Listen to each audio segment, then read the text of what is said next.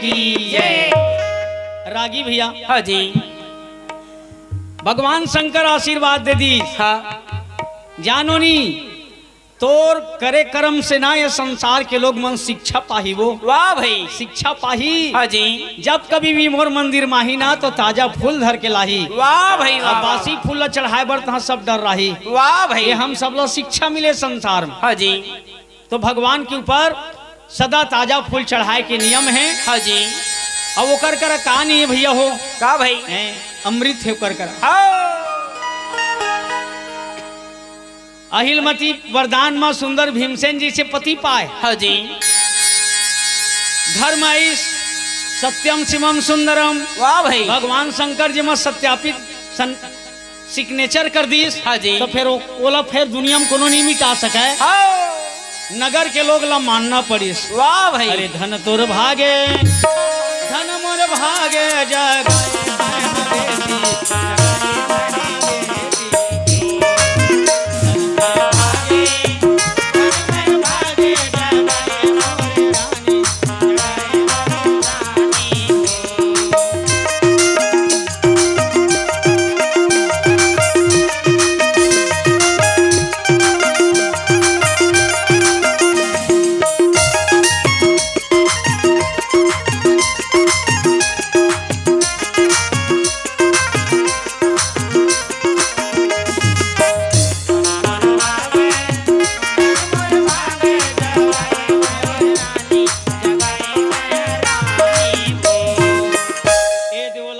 द्वारा भी आशीर्वाद मिल गए। संसार के परम बलवान ऐसा वीर पुरुष और बेटी प्राप्त करे है। हाँ जी, भगवान शंकर के पूजा करके तो मैं सौभाग्यवश मैं भाग्यशाली हूँ।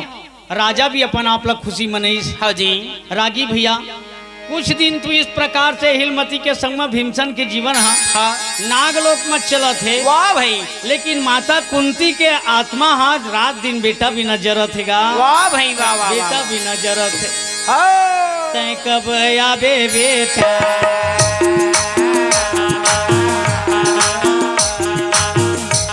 आए बर खावे दाई लंग नहीं लगे।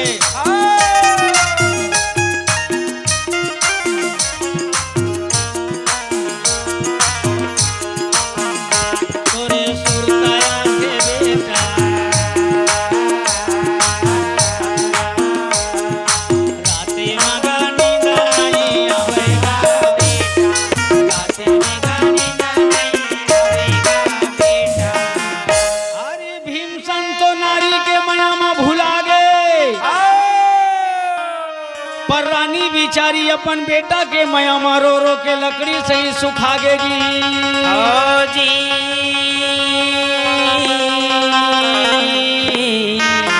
तोर सुरता नहीं भुलावते भीम। ते कैसे मोला धोखा दे बेटा। ते कथी में सोए होबे, कथी में लुकाए होबे।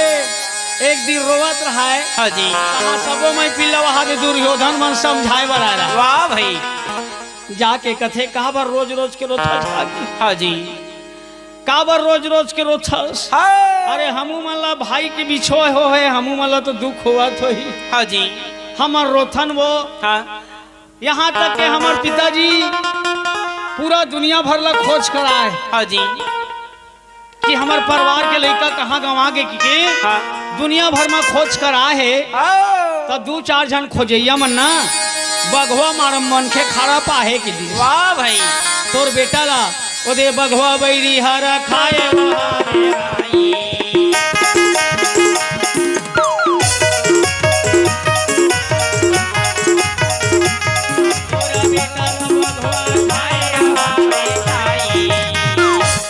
लगथे भीमसन भाई ला बघवा खा डरे है। काकी बघवा खा डरे है।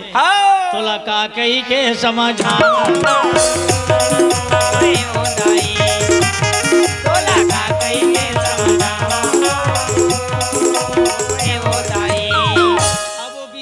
देखा था कैसे कहा दुर्योधन तेला। हाँ जी, यही मन तो जहर देख नदिया में फेंके। अब वो दाई ला कहा थे तो लइकल बघवा खा डरे काकी। वाह भाई, नहीं आवे वो मत रो। हाँ जी, तो कुंती विश्वास नहीं हुआ थे। हाँ जी, सही मोदाई है खाद खवई कर दी का लइका के हाँ भाई ता कतको जगह ना नहीं आवते तो वो खत्मे हो गए वही के कई जगह खाद खवई भी कर देते। वाह भाई ता काकी हमन कतेक दिन ले इसने छुआ छूत में जिंदगी बिताबो का कतका दिन ले इसने छुआ छूत ला वो है जिंदगी बिताबो। वाह भाई अरे तुम्हार घर के धान ला नहीं दो तुम मत दे हमार घर के कुटवाबो। वाह भाई अरे परिवार समान भाई के नाम से एक मांदी बस्ती खवाबो का है। हाँ जी ये पूरा जानकारी जहर खवात नदिया में फेंक डरे हैं। हाँ कतका दिन ले छुआ छूत फिर दाई कर आने गोठियावा हाँ जी तोर बेटल बघवा खाए। वाह भाई दाई बिचारी विश्वास नहीं हुआ कथे बाबू मोर बेटा भीमला बघवा नहीं खाए सकेगा। काबर मोला विश्वास है। हाँ जी का विश्वास है वो का भाई बघवा का गारंटी जंगल भीतर कौन ला नहीं खा दी वह। हाँ जी काय भीमसा ने कोई अर्जुन ने काय आदमी छीन के खाते जेने वो कर मारा मांगे तेने खा देते। हाँ जी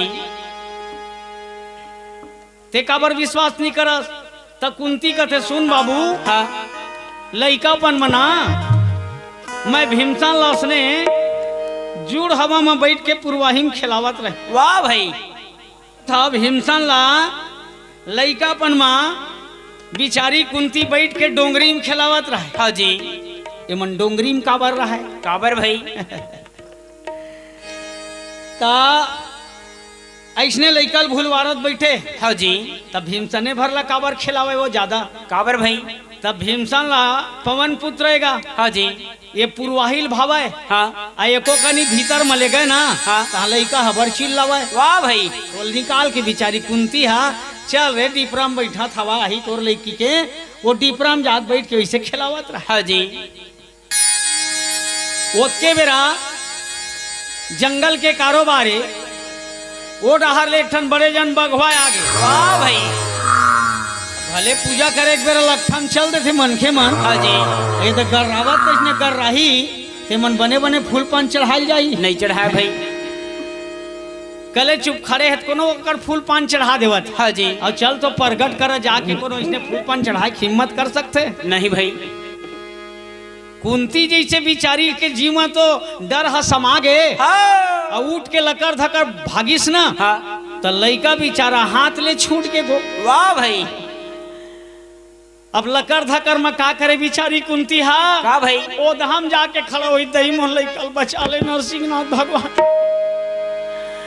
लइका हाथ ले छूट गए जझरंग ले गिरी लइका पत्थरम तो बड़े जन पत्थरा फूट गए कर। वाह भाई अब बघवा खा की गोकरे कर कुदिस ना हाँ हाँ देखी तो बघवा तरवा सुखा गया। वाह भाई अरे यह कैसा बच्चा है भाई जेकर जमीन के गिरे ले पत्थरा जी से ना फट गए तब बघवा घला खावर हिम्मत हट गए। वाह भाई एला मैं धोखा से खरीद हाँ ते मोर पेट में जाके घला फोड़ के मोर पेट ला निकल जाइए।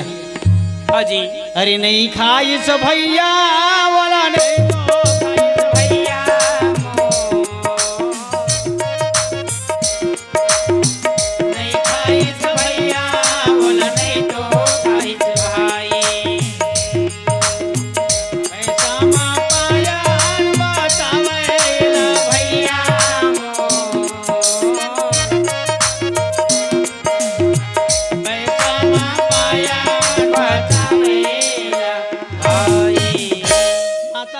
विश्वास नहीं हुई कि मोर बेटा बघवा खाए हुई। हाँ जी जे दिन में काया है कुंवर रीते दिन में बघवा नहीं खा सकीस तो आज यहाँ उमर में वाला बघवा खाई। हाँ भाई बाबू मैं अतेक जल्दी मोर लइका के नहवन खोरन खाद खवई नहीं करा जिया जिंदगी रबो ना बरसील भने मना देबो किसी को। वाह भाई एक बच्छर मना हम फिर अभी मोर लइका में अतेक जल्दी क्रिया करम नहीं करो। हाँ जी धर्मराज कथे माँ गांव बस्ती मन चिल्लावत। हाँ जी तो जानता तो एक ले से एक बपरल मारा थे ताना। वाह भाई अरे महीना 2 महीना हो गए तो भाई भीमसन ला निकले घर ले।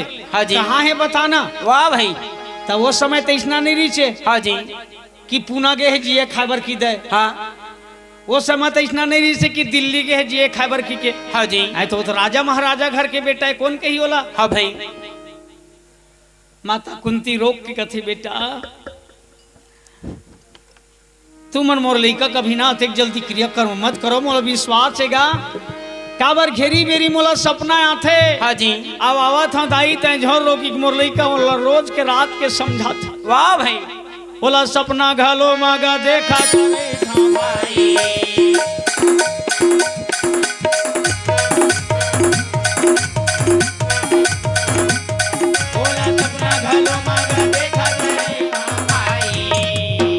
सपना में रोज मोर लइकल भेटत रहा अगर ये चन गलती झाना करी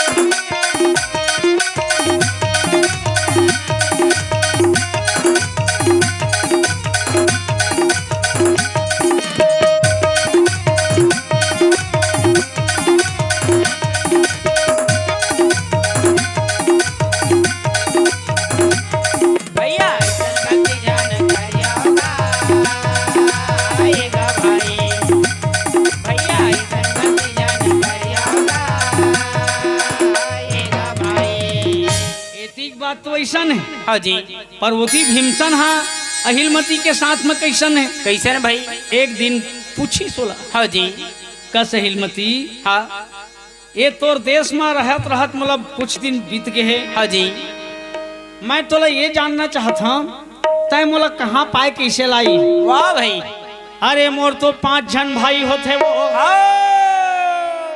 अब मोर दाई के मैल कैसे छोड़ाए होबे अब मोर भाई मन ले निकाल के ते कैसे मोला ये नांग लोक मलाए हो वाह भाई वाह वाह वाह तब मैं तोला जबरदस्ती नहीं लायो जी हाँ तय मोर करम में लिखाए रहे कही हाँ जी तय मोर करम में लिखाए रहे हाँ काबर जे नदियम में नहाथो ना वो घाट में वो नदी में तय उफलाए रहे कर वाह भाई अरे कैसे उफलाए रहे हो वो को जनी उत्कलत में नहीं जानो हाँ लेकिन कोई ना कोई तो जहर उहर खिला रही तैसे लगते हाँ जी ते नदियम झेलावत आगे रहे हाँ अब हमरे घट मुफला आगे रहे वाह भाई मैं सखी साहिल धर के आए रहे हूँ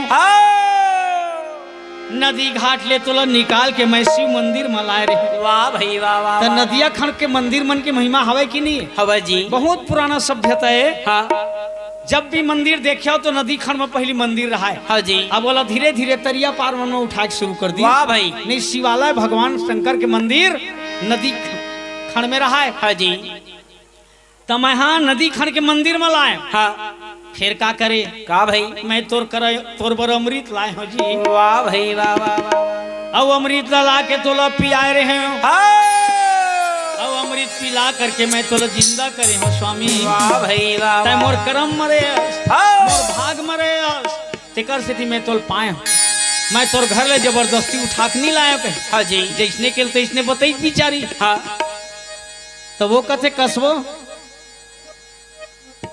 मरहा आदमी घला जिंदा करे तुम्हारे देश में दवा मिलते वाह भाई आई खोजबेत कहानी मिल ही जी हाँ जी खोजबेत कहानी मिली हाँ रामायण भी तो कहा थे का भाई कोनो कोनो विद्वान भी कहा थे हाँ हरि सकल पदार्थ है जग माही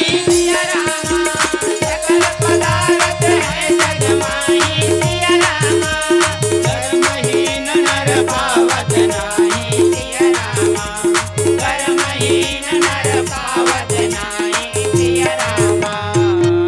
कहानी मिलेगा दुनिया में थोड़ा खोजने वाला होना चाहिए हाँ जी सकल पदार्थ है जग माही और कर्महीन नर पावत नाही कर्म के हीन व्यक्ति लगते हैं कोनो पाही कबे तो नहीं पावे हाँ जी ओकर बार शुभ कर्म करे लागते तहाँ सब चीज अपने अपन मिल सकते हाँ तो कसबो हमा डहर ना एक बार मनखे मर गए ना तो दोबारा कोनो जिंदा नहीं कर सके हाँ जी और तुम्हार देश में ऐसने दवा मिलते कथास कौन मेर हवा ऐसने दुकान हाँ मरहाद मिल जिंदा करे के दवा मिलते कि था हाँ जी कौन खोले ऐसना दुकान तब वो कथे बोला कथे जी दुकान वाला शंकर भगवान के ही वाह भाई कहाँ रहते वहाँ कहाँ भाई एक रता पता घला बता दीजिए बपरी हाँ जी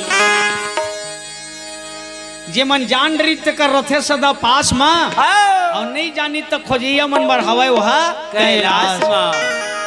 भीमसन कथे तो वैष्णव में जहाँ हाँ जी। वैष्णव में जहाँ हमार डहर के मन मरथे ना तो जिंदा करे बर बनी ते काद बोतल लहा कही। वाह भाई। अहिलमती घेरी बेरी मनावे लेकिन भीमसन नहीं मानते भैया। ओ जी।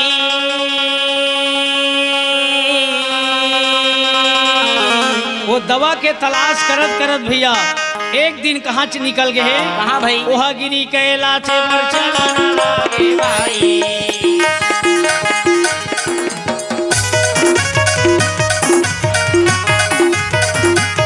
वह गिरी कैलाश पर चलन लागे भाई।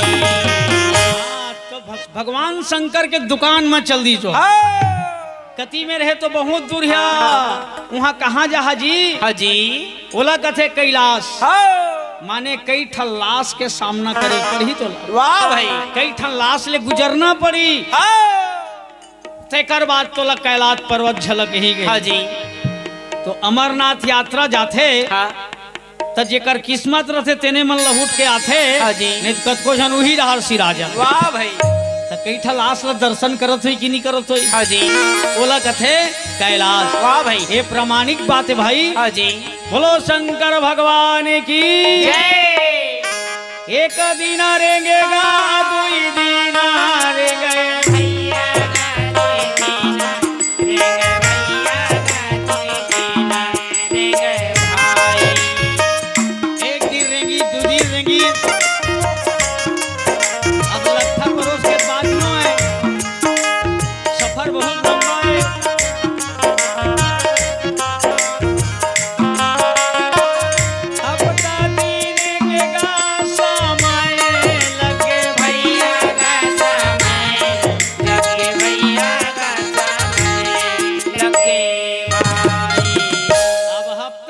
समय लग गए कहीं इतवार के रेंगे है इतवार के रेंगे सम्मार के आई सम्मार नहीं मंगल के आई मंगल नहीं बुधवार के बुधवार नहीं बृहस्पति के बृहस्पति नहीं शुक्रवार के आज के दिन के तक हो रहे राज। हाँ जी। ओकर बाद और दिन को नहीं हुआ नहीं हुए भाई। एक हफ्ता लग गए। अहिलमती बिचारी अगोरा थे आजे आही काले आही। वाह भाई। कुंदीना धनी भवन आही राई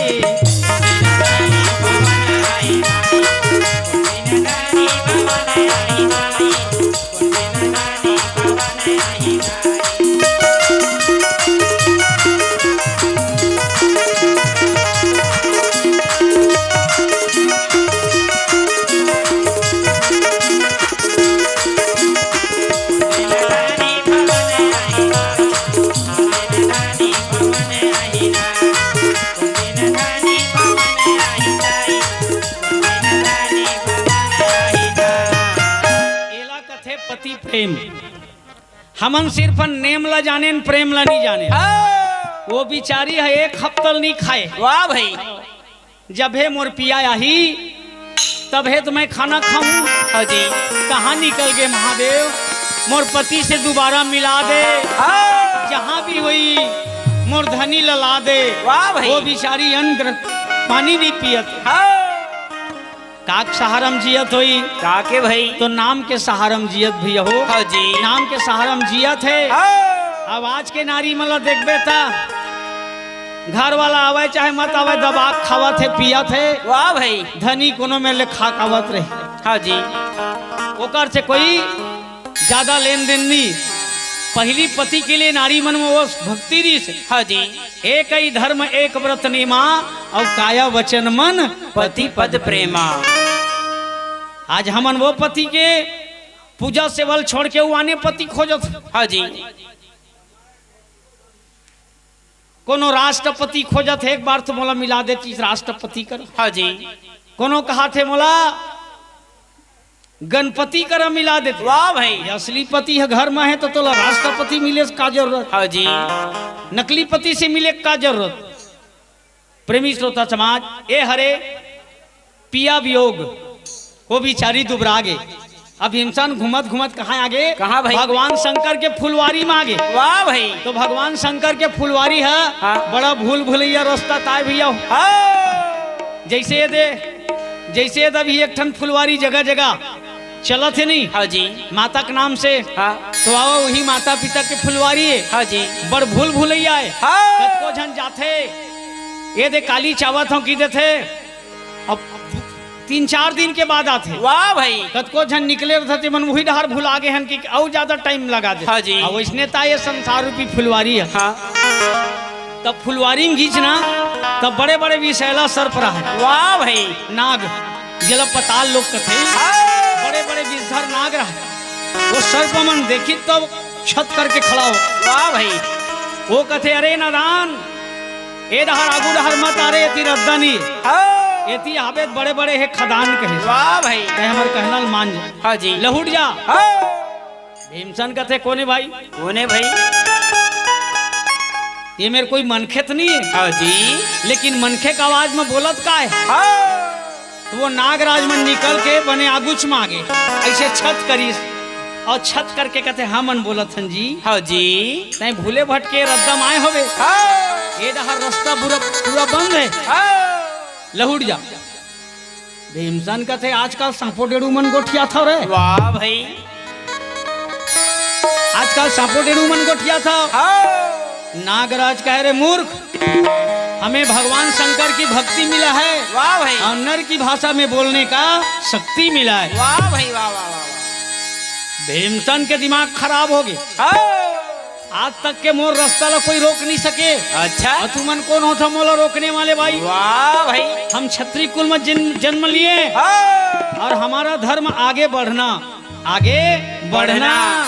पीछे मुड़ कर ना देखना। वाह भाई हिल कथे सूरवीर। हाँ जी भीमसेन ककरो रोके नहीं रुका थे, हाँ नागराज मन दौड़ी रुकला ओकर बर हाँ जी तोला एक राज बना ले, वो जबर जबर मुड़ के नाग, ककरो 2 मुड़ है, ककरो 4 है, ककरो 5 है, हाँ अरे ककरो तो 10 है, ककरो 15 है, ककरो 20 है, ककरो 40 है, 50। वाह भाई ऐसे सिर के सर्प। हाँ जी जब भीमसन बर दौड़ी हाँ तो भीमसन खला वो काल से लड़ गए कहीं से।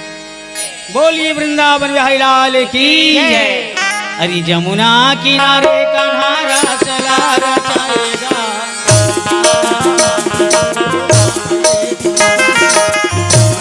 किनारे कन्हारा चला रचावेगा, चलन पाँव के घुंघरू काबले सुनावेगा।